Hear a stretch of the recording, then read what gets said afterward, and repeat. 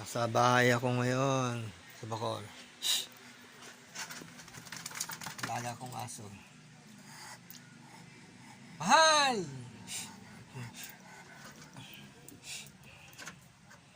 Ang aking kwarto. Magulo. Ito ang kwarto ko.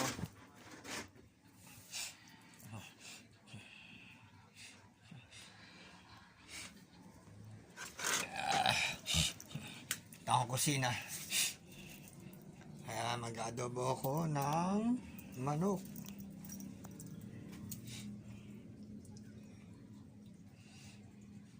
Isang buong manok yan, ha.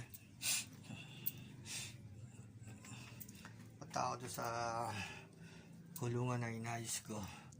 Inubos ng mga daga ang aking kalapate.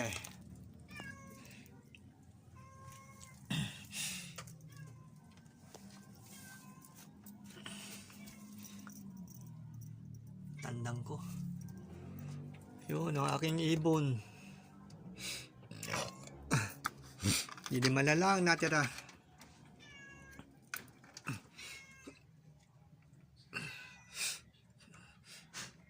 Apat na puti, nawala. Itong asawa na to, nawala rin. Ito naman, bumalik. Kaya kung binenta ko yata to, nawala. Yung isa, yun, oh. Wala na rin asawa. Kinain na yata ng daga. Wala na, oh. Wala nang laman.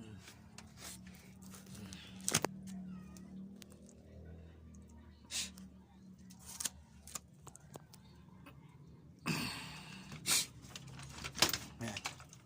Maayos na siya. Hindi na mapapasok ng daga to.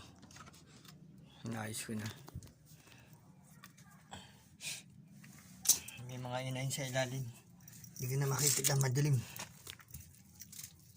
Sige na, magluluto na ako. Bye-bye. Bye-bye.